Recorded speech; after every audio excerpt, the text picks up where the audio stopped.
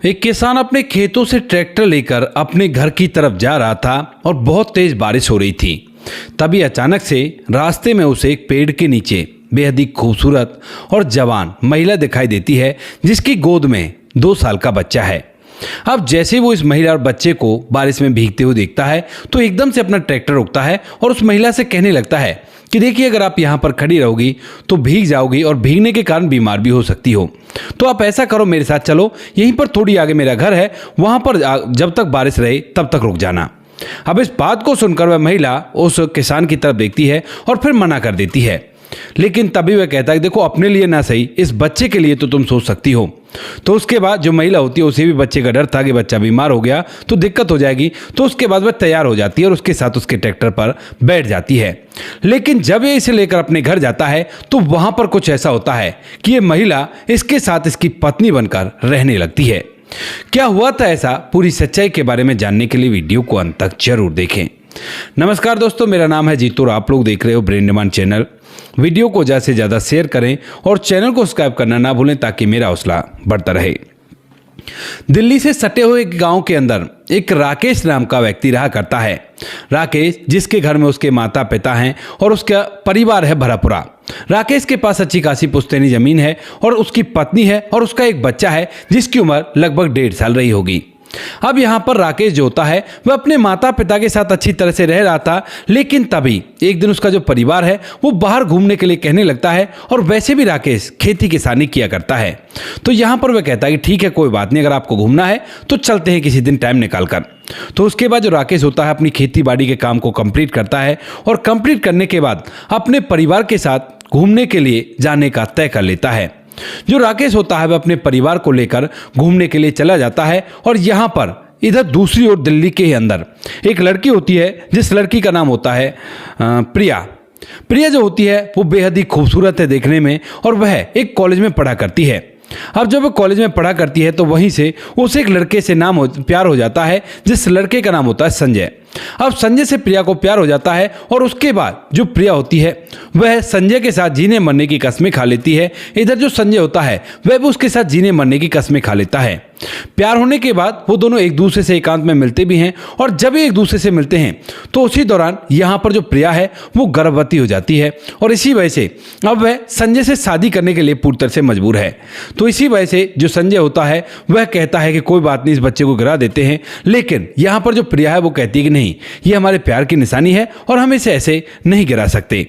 इस बात को सुनने के बाद जो संजय है वो चुपचाप रह जाता है, लेकिन तभी जो प्रिया है वो अपने घर वालों से जाकर बोल देती है कि मैं ऐसे ऐसे एक संजय नाम के लड़के से प्यार किया करती हूँ और उसके साथ ही शादी करना चाहती हूँ। अब इस बात को सुनकर जो प्रिया के घर वाले होते हैं वो पीछे से ग्रामीण एरिया से थे, यानी कि फिलहाल तो वो शहर में रहा करते थे, लेकिन पहले वो ग्रामीण एरिया में रहा करते थे। तो उन्हें ये बातें बिल्कुल भी समझ में नहीं आती हैं और वो साफ हिदायत देते हैं, कहती कि बेटी, हम तुम्हारी शादी इस तरह से नहीं करवा सकते और तुम जो हो वह इस तरह से किसी और से प्यार करके शादी नहीं कर सकती।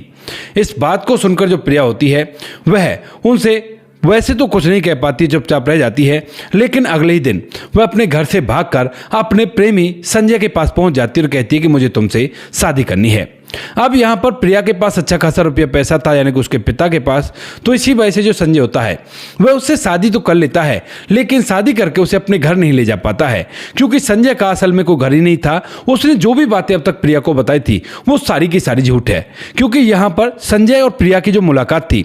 वो एक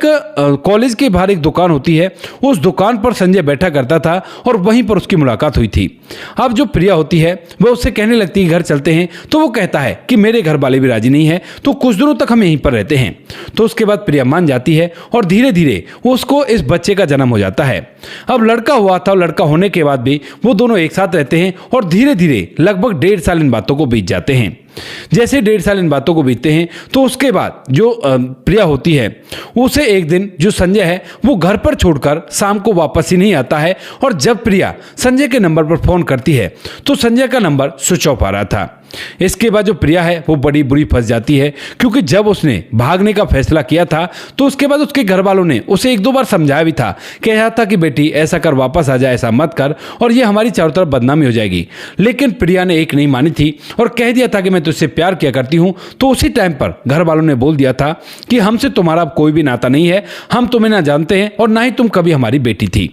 यानी कि यहाँ पर अब जो प्रिया है वो पूरी तरह से अकेली उस घर के अंदर रह गई है 1.5 साल के बच्चे के साथ, और उसका जो प्रेमी था संजय वो कहीं ऐसी जगह पर चला गया है जहां से ना तो प्रिया उसे ढूंढ सकती है और ना ही उसका कोई अता पता है। अब उसके बाद वह पुलिस के पास जाने का भी सोचती है, लेकिन फिर उसका मन एकदम से मना कर देता है, कहता है कि क्या करेगी पुलिस के पास जाकर। अब वो चला गया है, उसकी गुमशुदगी की रिपोर्ट पुलिस लिख लेगी और पुलिस को भी नहीं मिलेगा, क्योंकि जिसके पीछे कोई खड़ा नहीं होता तो उसकी पुलिस भला कहाँ सुना करती है। ये तो इंडिया है और इंडिया के अंदर ऐसा अक्सर देखने को मिला करता है, यानी कि या तो आपके पास पैसों की ताकत हो या फिर कोई बड़े अप्रोच हो तो ही पुलिस आपकी कार्रवाई करेगी, वरना आपके केस को ठंडे बस्ते में डाल दिया जाएगा और चाहे जो भी हो कोई भी फर्क पुलिस को नहीं पड़ने वाला है। ऐसा सोचकर प्रिया पुलिस के पास जाने का भी फैसला कैंसिल करती है और सोचने लगती है कि अब मैं क्या करूं, मैंने तो अपने हाथों से ही अपनी जिंदगी बर्बाद कर ली। लेकिन इसके बाद यहाँ पर जो प्रिया होती है वह एक बार तो ये भी सोचती है कि मैं अपने आप को इस दुनिया से विदा कर लेती हूँ, लेकिन तभी उसके बेटे का हंसता हुआ चेहरा उसकी आंखों के सामने आ जाता है। सोचती है कि मैं तो अपनी जिंदगी को इस दुनिया से विदा कर लूंगी, लेकिन इस बच्चे का क्या करूंगी, ये बच्चा भी तो है और इसका क्या कसूर, अगर इसको भी अपने साथ इस दुनिया से विदा करूं तो इसने तो अभी जिंदगी देखी भी नहीं है। ऐसा सोचकर उसके बढ़ते हुए कदम ठहर जाते हैं और उसके बाद वो फैसला करती है कि ये मकान तो वैसे भी किराए का है, तो मैं खुद काम करूंगी, खुद काम करके अपने बच्चे का भरण पोषण करूंगी। प्रिया जो कि देखने में बेहद ही खूबसूरत थी और उसके बाद वह इधर उधर अपने लिए काम ढूंढने लगती है, लेकिन चूंकि बच्चा उसके साथ रहता है तो उसे काम तो मिल जाता है बच्चे की कंडीशन पर कि बच्चा साथ रहेगा, लेकिन कुछ ही दिनों में जो मालिक होते हैं उसे काम से निकाल देते हैं। कहीं पर तो इस तरह से काम से निकाल दिया जाता है कि भाई तुम्हारा बच्चा है, और कहीं पर कुछ लोग उस पर गलत निगाह रखा करते हैं।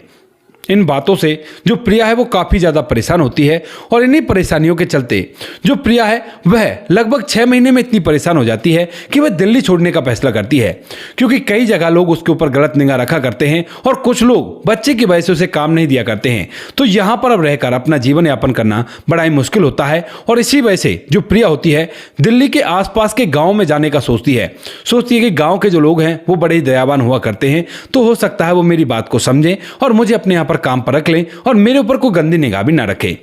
ऐसा सोचकर वह गांव की तरफ सफर तय करने लगती है और धीरे धीरे जिस दिन वह वहां से गांव की तरफ जा रही थी तो शाम हो जाती है, और शाम के समय जैसे ही वो एक गांव के अंदर घुसने ही वाली थी तो उससे थोड़ी पहले अचानक से बहुत जोर से बारिश आ जाती है और वहीं पर वह अपने 2 साल के बच्चे को अपनी गोद में लेकर एक पेड़ की नीचे खड़ी हो जाती है। सोचती है कि यहां पर कम भीजूंगी, लेकिन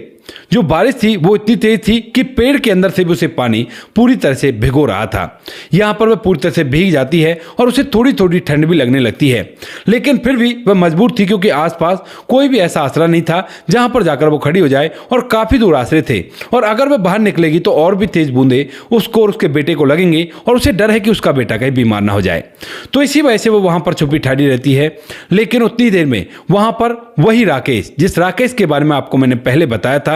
वह ट्रैक्टर से आता हुआ दिखाई देता है। और उसके बाद जैसे ही राकेश यहाँ पर आता है तो उसके बाद जो राकेश होता है वह उस महिला को देखता है और उसकी गोद में उस बच्चे को देखता है। जैसे इस बच्चे को बारिश में भीगता हुआ देखता है और महिला के ठंड की हालत को देखता है तो एकदम से उसे बहुत बुरा लगता है।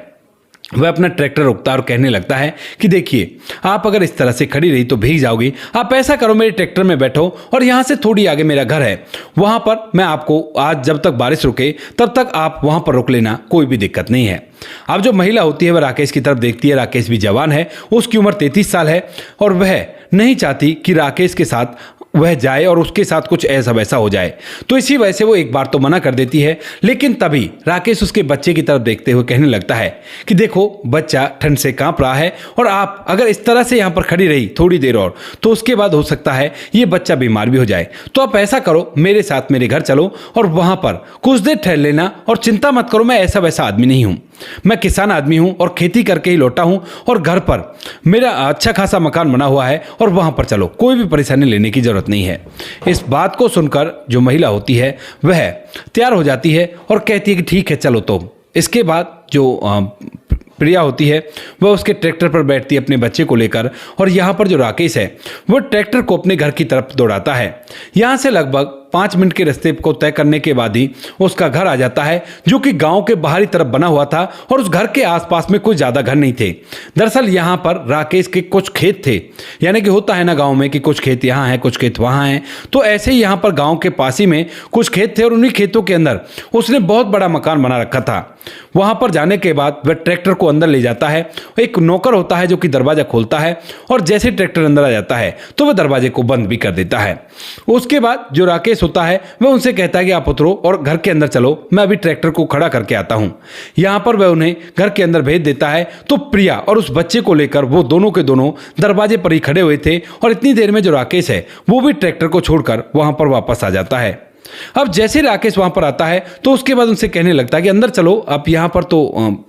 ठंड लगेगी आपको क्योंकि हवा काफ़ी तेज है। और उसके बाद उन दोनों को अंदर ले जाता है। यहाँ पर अंदर जाने के बाद वह उस महिला को, जिसका नाम प्रिया होता है, एक कमरे की तरफ इशारा करता है। कहता है कि इस कमरे के अंदर चली जाओ, ये मेरी पत्नी का कमरा है और इसके अंदर कुछ कपड़े भी तुम्हें मिल जाएंगे अलमारी में और साथ में एक टॉवल भी मिल जाएगा। तो अपने आप को सुखा लो और इस बच्चे को भी सुखा देना, क्योंकि वहाँ पर अलमारी के साइड में ही एक छोटी अलमारी भी होगी और उसमें बच्चों के कपड़े भी रखे होंगे। अब इस बात को सुनकर यहाँ पर जो प्रिया है वो उस कमरे के अंदर तो जाती है, लेकिन जैसे ही कमरे के अंदर जाती है तो उसे बहुत ही अजीब चीजें दिखाई देती हैं।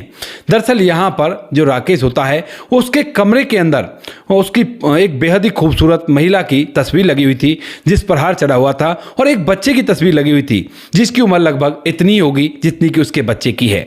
अब जैसे ये सब कुछ वो प्रिया देखती है तो उसके बाद वहां पर अपने कपड़ों को तो सुखा लेती है, यानी कि कपड़े चेंज कर लेती है, तौलिया से अपने आप को साफ कर लेती है और बच्चे के भी कपड़े चेंज कर दिए थे। लेकिन जैसे ही बाहर निकलती है तो उसके बाद उनसे पूछने लगती है कि साहब ये किसकी तस्वीरें हैं इस घर के अंदर, जो इस कमरे के अंदर लगी हुई हैं। तो यहाँ पर जो राकेश होता है एकदम से अपनी आंखों को नम कर लेता है और कहता है कि इनके बारे में जब भी मैं याद करता हूँ तो मेरी आंखें नम ही हो जाती हैं।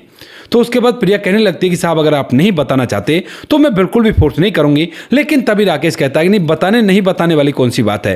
दरअसल जिस तरह से तुम अपने बच्चे के साथ हो, इसी तरह से किसी दिन मैं भी अपने बच्चे के साथ था और बच्चे के साथ बड़ा ही खुश था और इसीलिए आज तुम्हें देखकर मुझे आपके बच्चे पर बहुत ज़्यादा तरस आया और मैं आपको यहाँ पर ले आया, क्योंकि बच्चे जब बीमार हो जाते हैं ना तो माता पिता को बहुत ज़्यादा तकलीफ हुआ करती है।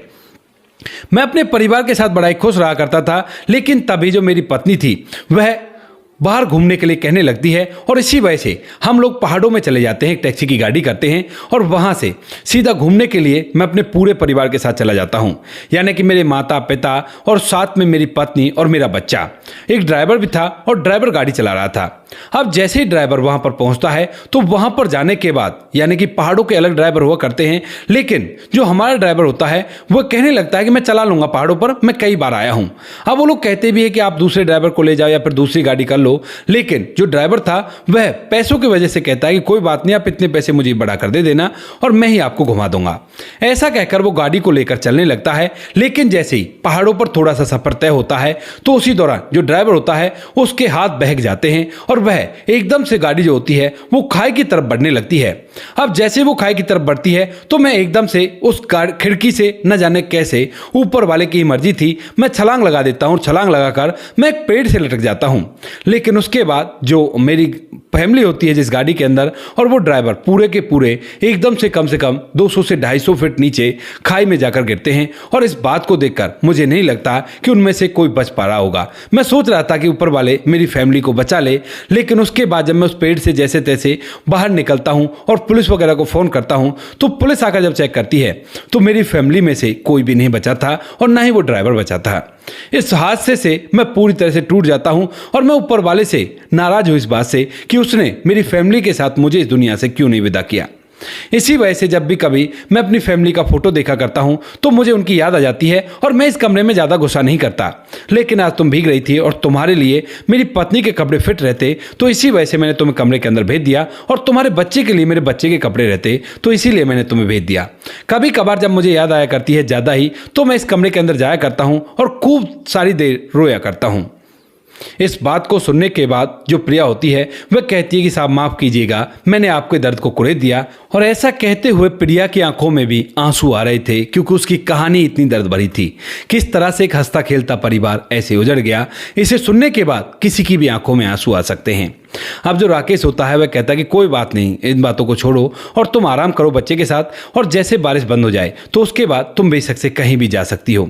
ऐसा कहकर राकेश चलने लगता है, लेकिन तभी वो पीछे मुड़ता है और पीछे मुड़कर कहने लगता है कि वैसे तुम जा कहाँ रही थी, क्योंकि यहाँ पर तो आगे यही गांव पड़ा करता है, और अगर इसी गांव में जा रही थी तो मुझे बताओ, मैं उनको खबर भिजवा देता हूँ, वो तुम्हें लेने के लिए आ जाएंगे जिनके पास भी तुम जा रही थी। तो यहाँ पर जो प्रिया है वो कहने लगती है कि साहब दरअसल मैं यहाँ पर काम की तलाश में आई थी। तो इसके बाद जो राकेश है वो पूछने लगता है कि काम की तलाश में तुम्हारा पति कहाँ है। तो उसके बाद जो प्रिया है वो अपनी पूरी कहानी राकेश को बता देती है, और इस कहानी को सुनने के बाद राकेश की भी आंखें नम हो जाती हैं और उसे गुस्सा आने लगता है उसके प्रेमी संजय पर। इसके बाद यहाँ पर जो प्रिया होती है वह कहती है कि कोई बात नहीं साहब, कोई बात नहीं, जब बारिश बंद हो जाएगी तो उसके बाद गांव में जाऊंगी और इधर उधर काम के लिए ढूंढूंगी। अब राकेश ने भी अपने काम के लिए एक नौकर कर रखा था, और उसके बाद वह कहता है कि ठीक है कोई बात नहीं, आप आराम करो यहीं पर। लेकिन यहाँ पर जो राकेश होता है उसका जो नौकर था वह रात के समय अपने घर चला जाया करता था, लेकिन आज प्रिया यहीं पर रुकती है और उसे वो कमरा दे दिया गया था जिस कमरे के अंदर उसकी पत्नी और बच्चे कभी रहा करते थे।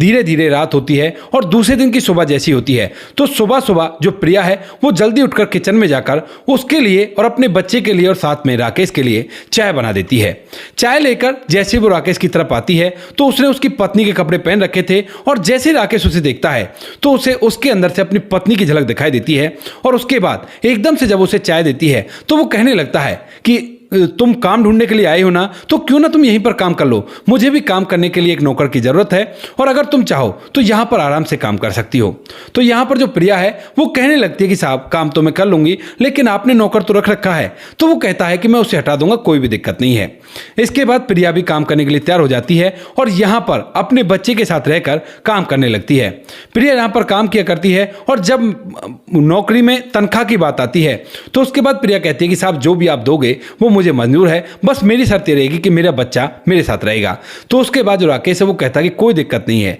बच्चा आपका मुझे बड़ा प्यारा लगा करता है और इसे देखकर मुझे अपने बच्चे की याद आया करती है, तो यहाँ पर इसे रहने में कोई भी दिक्कत नहीं है। राकेश जो होता है उस नौकर को हटा देता है, ये यहाँ पर काम करने लगती है और धीरे धीरे समय बीतता है। समय के साथ साथ जो राकेश होता है वह इस बच्चे से इतना घुल मिल जाता है कि उसे ये बच्चा अपना सा ही लगने लगता है, और इसके लिए ढेर सारे महंगे महंगे कपड़े भी वो लाया करता है, साथ में महंगे महंगे खिलौने भी लाया करता है, और खाने के लिए भी अच्छा अच्छा सामान मार्केट से लेकर आया करता है। अब वहीं पर जो उस घर का नौकर था जब उसे नौकरी से निकाला था तो उसे बड़ा ही बुरा लगता है, तो इसी वजह से वह उन दोनों के बारे में गांव में अफवाह फैला देता है कि वह तो उसके साथ अवैध संबंधों में है, और इसी वजह से उस जवान महिला को घर पर रख लिया है और मुझे नौकरी से निकाल दिया है। अब ये बातें चारों तरफ फैलने लगती हैं, और फैलते फैलते ये बातें राकेश के कानों तक भी पहुंच जाती हैं। लेकिन अभी तक प्रिया इन बातों से अब बिना जानकारी के थी, यानी कि उसे अभी इन चीज़ों की जानकारी नहीं थी। लेकिन धीरे धीरे जैसे समय बीतता है तो समय के साथ साथ प्रिया भी गांव में इधर उधर छोटा मोटा सामान लेने के लिए दुकान वगैरह पर जाया करती है, और वहीं पर एक महिला अचानक से इसे कुछ ऐसा ही कह देती है जिन बातों से झलक रहा था कि इन दोनों का अवैध संबंध चल रहा है और इस बारे में गांव में बातें फैल रही हैं। हालांकि वो बात तो मंदी आवाज में उसने कही थी, लेकिन इस बात को सुनकर वह समझ जाती है और उसके बाद वह अपने घर आती है, यानी कि राकेश के घर जहां पर वह काम किया करती है। और वहां पर आने के बाद एकदम से जब राकेश आता है शाम के समय तो उससे कहने लगती है कि साहब बहुत हो गया, अब मैं यहां से जाना चाहती हूं। अब इस बात को सुनकर राकेश हैरान हो जाता है और कहने लगता है कि क्यों, क्या हुआ और किस वजह से तुम जाना चाहती हो, क्या मैंने कोई गलती कर दी? तो उसके बाद वह कहने लगती है नहीं साहब आप तो बहुत अच्छे हो, आपने कोई गलती नहीं की, लेकिन मेरी वजह से आपकी बदनामी हो रही है, गांव में ये बात चारों तरफ फैल रही है। अब इस बात को सुनकर राकेश जो था वो अब तक इस बात को पूरी तरह से क्लैरिफाई कर चुका था, और वह कहता है कि इसके पीछे किसी और का नहीं हमारे उस नौकर का ही हाथ है और उसने ये बात चारों तरफ फैलाई है, तो ऐसी छोटी मोटी बातों पर तुम गौर मत दो। लेकिन तभी यहां पर जो प्रिया है वो कहने लगती है कि साहब मुझे पता है कि आप बहुत अच्छे इंसान हो, तो इसीलिए मैं आपकी बदनामी का कारण नहीं बन सकती, और कोई बात नहीं, मैं तो कहीं और काम ढूंढ लूंगी, आप उसी को दोबारा से रख लो, कम से कम आपकी बदनामी तो नहीं होगी। इस बात को सुनकर जो प्रिया है वो जाने के लिए कहने लगती है, लेकिन तभी जो राकेश है वो कहता है कि प्रिया देखो, जब से तुम आई हो उस दिन के बाद से मैं बड़ा ही खुश रहने लगा हूं, क्योंकि तुम्हारे अंदर मुझे अपनी पत्नी दिखा करती है और इस बच्चे के अंदर अपना बेटा दिखा करता है। हालांकि तुम मेरी फैमिली तो नहीं हो, लेकिन जब तुम यहां पर रहते हो तो मुझे भी फैमिली का आभास होता है, और इसीलिए मैं इस बच्चे के लिए महंगे महंगे खिलौने लाया करता हूं। तुम बार बार मुझसे मना किया करती हो, लेकिन मैं नहीं मानता हूं, क्योंकि इस बच्चे के अंदर मुझे अपना बच्चा दिखा करता है। अब तुम ऐसा करो, यहीं पर रुक जाओ, कोई बात नहीं, कहने दो जो कुछ भी कह रहे हैं। लेकिन प्रिया मना करने लगती है और तभी जो राकेश है वो कहता है कि देखो, अगर तुम सच में ही नहीं रुकना चाहती तो मेरे पास एक और समाधान है जिससे लोग इस तरह की बातें नहीं बनाएंगे। उसके बाद जो प्रिया है वो कहने लगती है कि वो क्या है साहब, तो वो कहता है कि क्यों ना तुम मुझसे शादी कर लो। अब इस बात को सुनकर प्रिया हैरान हो जाती है और कहने लगती है कि फिर तो ये बात सच हो जाएगी। तो वो कहता है कि सच भले ही हो जाए, लेकिन जब तुम मेरी पत्नी बन जाओगी तो लोग फिर कुछ भी नहीं बोलेंगे, कुछ दिनों बाद बनाएंगे और उसके बाद सारी बातें इसी तरह से बंद हो जाएंगी।